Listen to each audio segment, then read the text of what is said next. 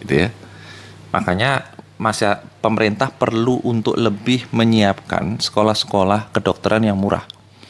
Ya, sekolah-sekolah kedokteran yang murah, jangan sekolah-sekolah kedokteran yang mahal. Karena mahalnya sekolah kedokteran akan menyebabkan mahalnya pula rumah sakit. Dan ketika mahalnya rumah sakit, maka apa yang dilakukan? Pemerintah harus menyiapkan BPJS, menyiapkan asuransi. Disinilah perusahaan asuransi kembali bermain. Makanya di sini disebutkan ini adalah suatu sistem yang sudah dibuat agar biaya pengobatan tinggi.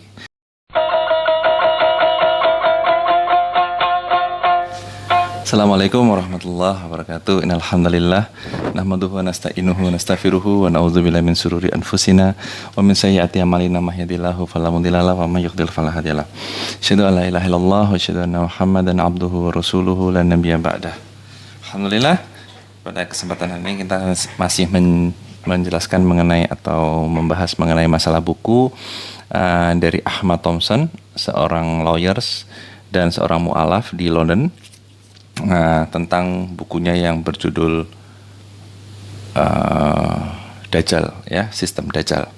Seperti kita ketahui kemarin, sebelumnya kita sudah membicarakan mengenai bagaimana sistem Dajjal itu sudah merusak empat pilar sistem yang kita sampaikan sebelumnya, yaitu sistem hukum dan sistem pendidikan. Hari ini kita akan membahas sistem kesehatan, dan nanti kita akan next kita akan berbicara mengenai masalah sistem bernegara. Ya, baik. Kalau dilihat dari hari ini kita akan membahas bagaimana Dajjal merusak sistem kesehatan kita. Ya, luar biasa. Jadi kita ingatkan lagi bahwa yang namanya sistem Dajjal ini adalah mentransaksionalkan semua sistem, termasuk sistem-sistem yang mestinya harus sosial, itu dirusak oleh sistem Dajjal ini. Siapakah sistem Dajjal itu? Banyak. Mereka adalah diantaranya adalah para kapitalisme yang ada di luar sana. Yang rata-rata mereka adalah orang-orang Yahudi yang berusaha untuk merusak sistem ini menuju ke New World Order. Dan ini sangat dijelaskan jelas oleh Ahmad Thompson, karena beliau adalah orang yang paling mengerti tentang kondisi carut-marutnya sistem di dunia ini, karena beliau langsung ada di London dan beliau langsung menuliskan dalam buku Antikris ini, atau yang disebut sebagai sistem Dajjal.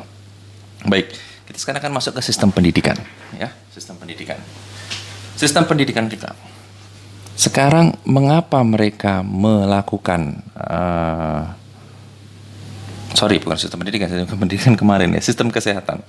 Sekarang mengapa mereka merusak sistem kesehatan yang ada di dunia ini? Tidak lain karena mereka ingin mencari keuntungan di sektor kesehatan. Bapak-bapak, beberapa tahun yang lalu Muhammadiyah melalui jihad konstitusinya berhasil menggagalkan sebuah undang-undang yang menghalalkan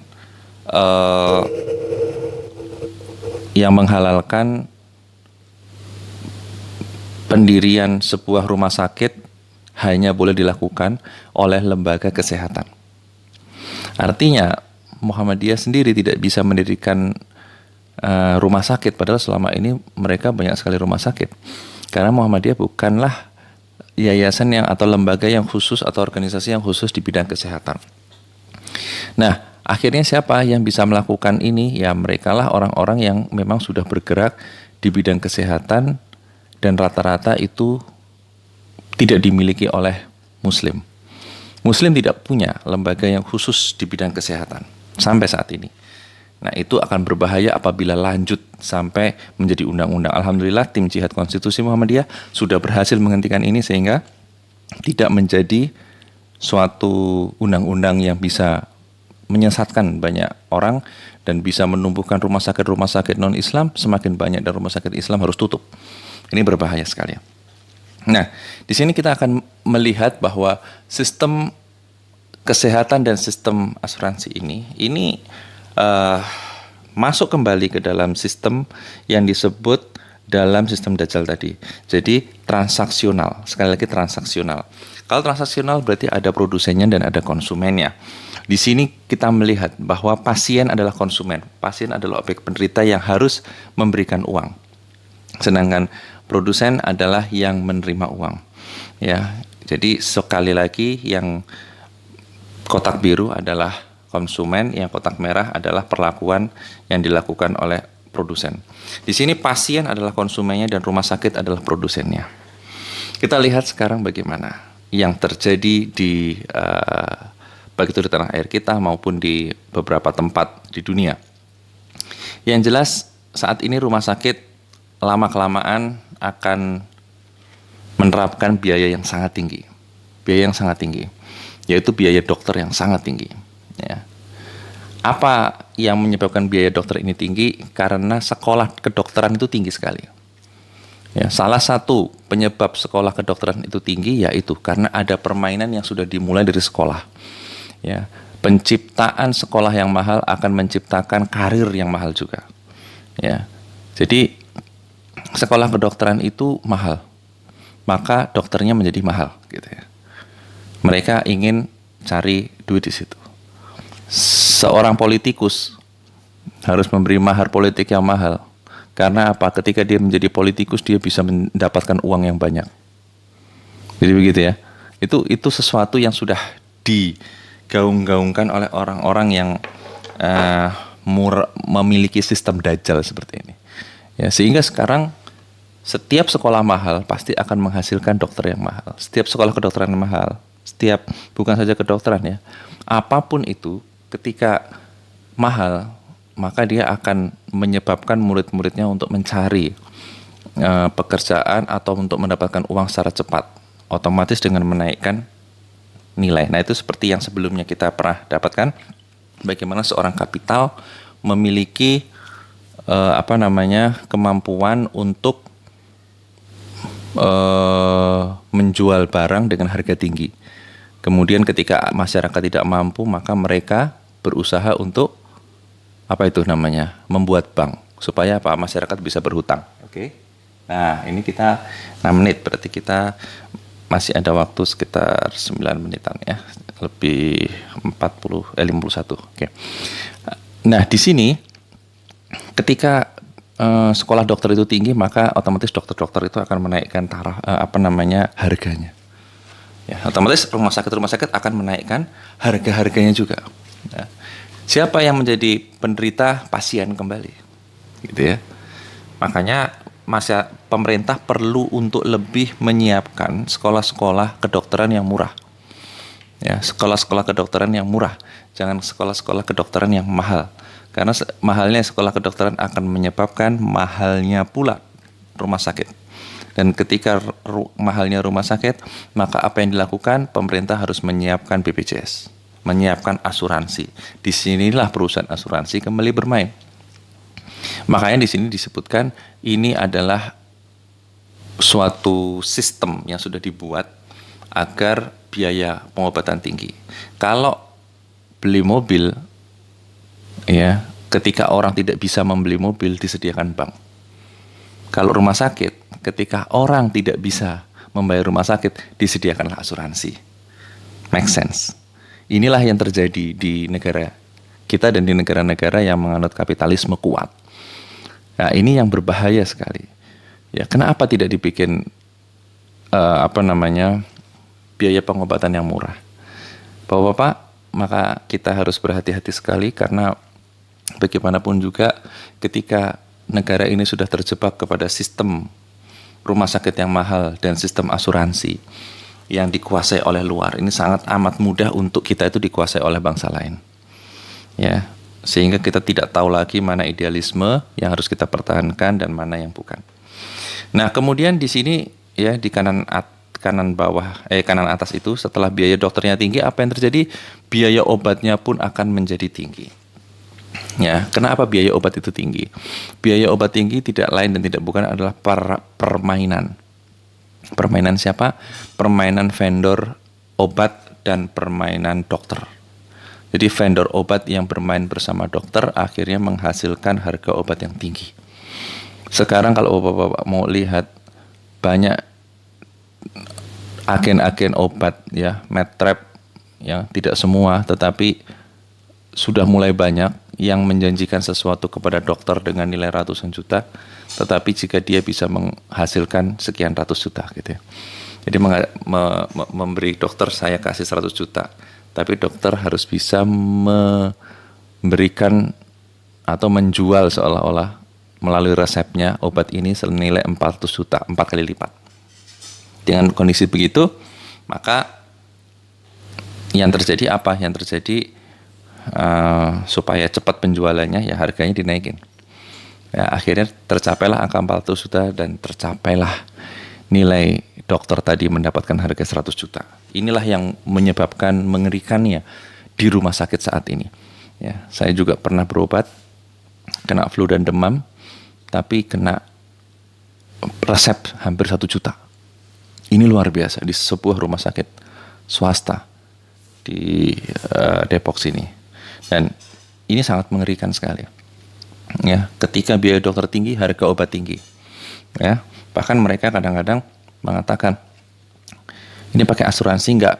Ketika kita bilang pakai, maka harganya akan dinaik-naikkan. Karena apa? Dokter mengejar supaya dapat poin dari obat. Di satu sisi, rumah sakit mengejar agar dapat mendapatkan profit yang besar dari pasien. Karena harganya tinggi kan, profitnya juga tinggi. Dan asuransi pun, nah ini tergantung perusahaan asuransi akhirnya yang kelabakan. Tetapi perusahaan asuransi pun approach ke rumah sakit supaya mau menggunakan produknya. Kenapa? Karena dengan banyaknya rumah sakit yang menggunakan produknya, maka produk asuransinya akan laku.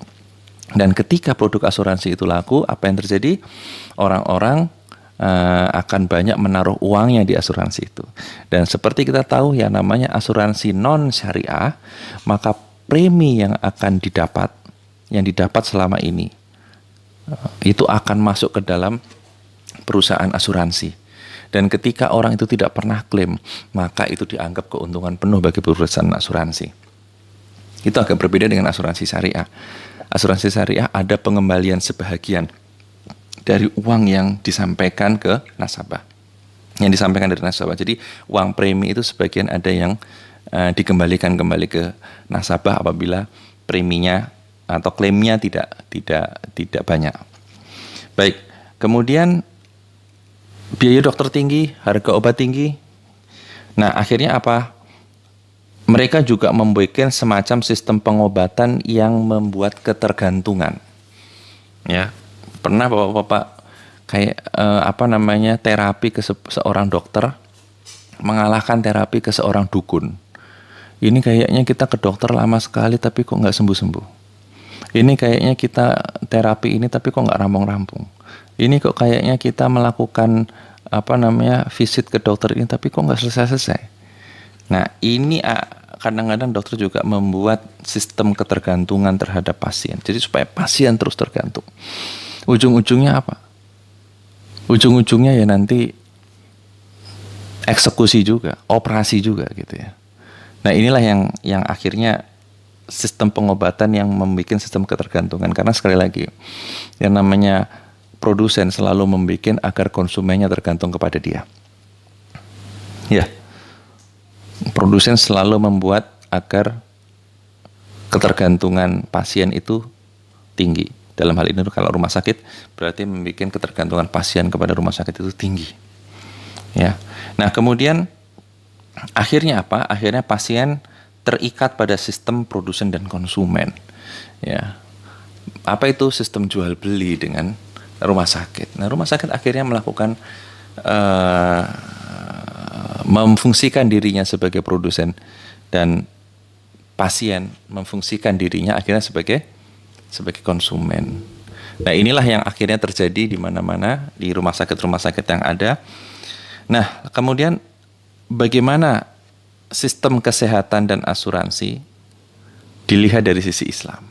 Ya, respon Islam seperti apa? Kita harus punya yang namanya jalan keluarnya ya, way out-nya kita harus punya. Baik. Begini, Kapitalisme, ini yang di kotak merah ya, di kotak merah. Kapitalisme itu berpikir menanggulangi ketika terjadi musibah, itu. Itu prinsip dari asuransi. Berpikir untuk menanggulangi ketika terjadi musibah. Ya. Kalau Islam yang di kotak hijau, ya, yang syar'i, itu berpikir bagaimana agar musibah itu tidak terjadi. Jadi berpikir agar bagaimana kita tidak sakit.